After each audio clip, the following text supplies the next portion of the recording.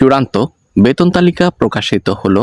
আজকের এই ভিডিওতে চূড়ান্ত বেতন তালিকা, তার সঙ্গে সঙ্গে সরকারি কর্মচারীদের যে সকল সুযোগ সুবিধা বৃদ্ধি পাচ্ছে সেগুলো পর্যায়ক্রমে আপনাদেরকে জানানোর চেষ্টা করব এবং আপনাদের সকলের কাছে ছোট করে একটি রিকোয়েস্ট করব, চ্যানেলে যারা নতুন আছেন সাবস্ক্রাইব করে রাখবেন। চলুন, এখানে প্রথমত আমরা আলোচনা করছি কি কি সুযোগ সুবিধা আপনাদের বৃদ্ধি পাচ্ছে ইনক্রিমেন্ট সহ, এবং পেনশনারদের কত টাকা পেনশন বৃদ্ধি পাচ্ছে এ বিষয়ে আমরা আলোচনা করব। তো চলুন এখানে দেখে নিব কতটি গ্রেডে পে স্কেল কার্যকর করা হচ্ছে, কবে আসছে প্রজ্ঞাপন বা গেজেট চূড়ান্ত বেতন তালিকা সংক্রান্ত গুরুত্বপূর্ণ তথ্য আজকের এই ভিডিওতে আপনাদেরকে জানানোর চেষ্টা করছি। অবশ্যই চ্যানেলটিকে সাবস্ক্রাইব করুন। তো এখানে আমরা সুযোগ সুবিধার দিকে যদি একটু লক্ষ্য রাখি তাহলে দেখতে পাচ্ছি প্রতি বছর 10% করে ইনক্রিমেন্ট, পদোন্নতি না দিতে পারলে প্রতি 5 বছর পর পর উচ্চতর গ্রেড চাই। উচ্চতর গ্রেডের কোনো নির্দিষ্ট সংখ্যা রাখা যাবে না। উচ্চতর গ্রেড গেলে বা পেলে কমপক্ষে 20% বেতন বৃদ্ধি হতে হবে। বাড়ি ভাড়া মূল বেতনের 60% দিতে হবে। গ্রাম এবং শহরের বেলা একই পার্সেন্টেজে ভাড়া দিতে হবে। তাহলে কোনো কর্মচারী আর শহরে থাকার লোভ করবে না। মূল বেতন বাড়ার সাথে সাথে যে পার্সেন্টেজ বা শতাংশ এটি কমানো যাবে না। ভ্রমণ ভাতা মাসে 3000 টাকা, টিফিন ও লাঞ্চ ভাতা 6000 টাকা এবং চিকিৎসা ভাতা পুরো পরিবারের 7 জনের মাসে 7000 টাকা। শিক্ষা ভাতা প্রথম সন্তান মাসে 5000, দ্বিতীয় সন্তান 10,000 টাকা। উৎসব ভাতা হিসেবে 2টা মূল বেতন চাই, বছরে 2 বারে 4টি মূল বেতন চাই। নববর্ষ ভাতা মূল বেতনের 50%। শান্তি বিনোদন ভাতায় 3টা মূল বেতন চাই।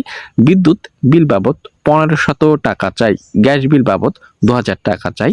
পিতামাতার ভাতা মাসে 5000 টাকা। পিতামাতা জীবিত থাকলে পাবে, মৃত থাকলে সেটি পাবে না।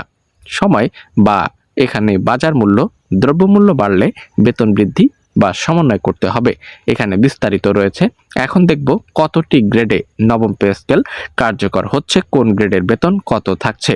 তো এখানে প্রথম, দ্বিতীয়, তৃতীয় এবং চতুর্থ শ্রেণী বিভক্ত করা হয়েছে এবং গ্রেড সংখ্যা থাকছে 12টি।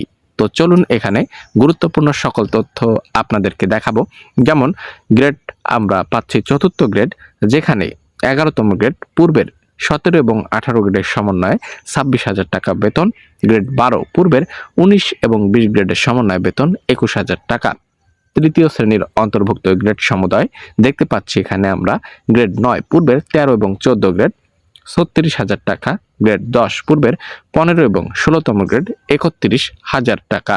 এবং আমরা চলে যাব দ্বিতীয় শ্রেণীর অন্তর্ভুক্ত গ্রেড 2 নিয়ে আলোচনা করার জন্য, যেখানে দেখতে পাচ্ছি 7ম গ্রেড পূর্বের 10ম গ্রেড 46,000 টাকা। গ্রেড 8 পূর্বের 11 এবং 12 গ্রেডের সমন্বয়ে বেতন 41,000 টাকা। এবং প্রথম শ্রেণীর অন্তর্ভুক্ত গ্রেড সমূহ যদি আপনাদেরকে দেখানোর চেষ্টা করি তাহলে প্রথম শ্রেণী গ্রেড 1,01,000 টাকা। গ্রেড 2 পূর্বের 2 এবং 3 গ্রেডের সমন্বয়ে 86,000 টাকা। গ্রেড 3 পূর্বের 4 এবং 5 গ্রেডের সমন্বয়ে 76,000 টাকা।